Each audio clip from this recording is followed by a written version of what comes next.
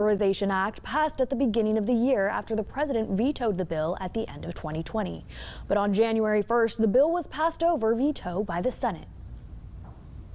The defense bill is going to be okay. All it did was reaffirm the defense budget. According to the Senate Armed Services Committee, the budget provides for funding and authorities for the U.S. military and other critical defense priorities and ensures our troops have what they need to defend our nation. But another part of the bill that was passed includes the renaming of military installations named after Confederate generals. One of those installations being Fort Rucker. This was a decision made to name these bases after people, white supremacists, and those who are part of the Confederacy. The men for whom these bases were named are not heroes. They are named for traitors who took up arms against America and killed American soldiers in defense of slavery.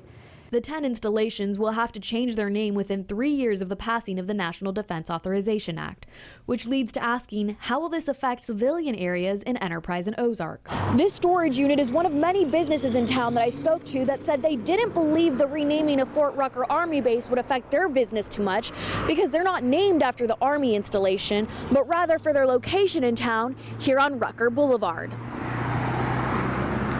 Enterprise released a statement to WDHN saying, at this time, the city of Enterprise has no position on the possibility of a name change for Fort Rucker or Rucker Boulevard.